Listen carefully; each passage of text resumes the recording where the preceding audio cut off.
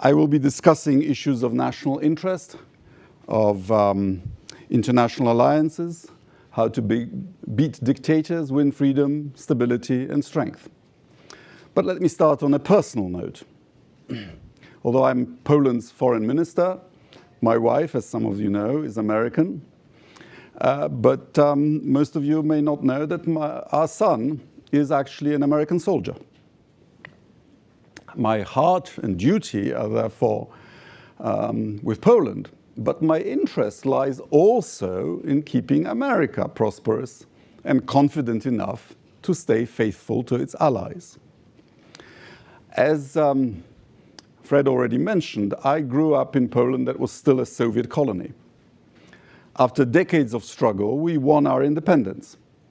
Partly thanks to America, Poland has joined the larger family of democratic nations, and my own family has joined yours. But not everybody celebrated our victory.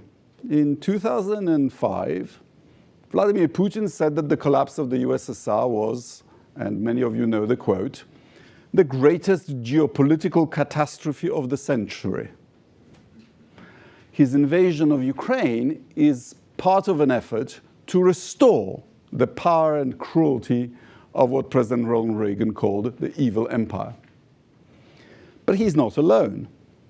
The murderous invasion of Ukraine is aided and abetted by a crime family of dictators from Iran, North Korea, but also loaded by, among others, those ruling in Cuba, Venezuela, and Syria.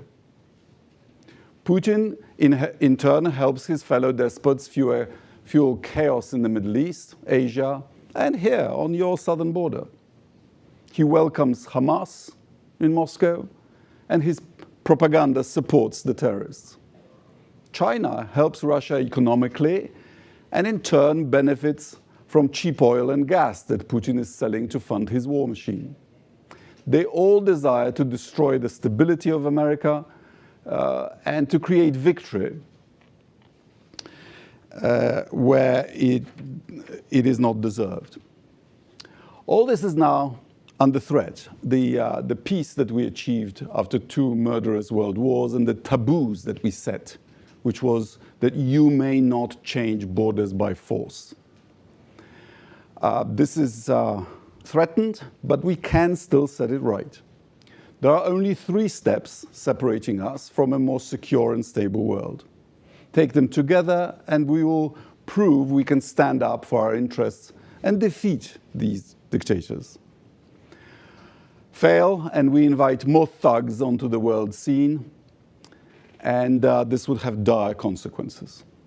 So what are these 3 steps? First, back the Ukrainians with the ammo they urgently need.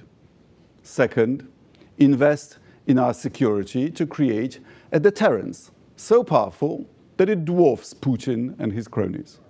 Third, deepen and widen our alliances to secure a lasting peace from a position of strength. We need to take these steps not to escalate the war in Ukraine, but to prevent an even bigger global conflict, which currently slides ever closer towards our borders. In what follows, even if you contest some of my arguments that I make as a politician, please do not doubt that as a father, I have no desire to see my son deployed to fight Putin's aggression.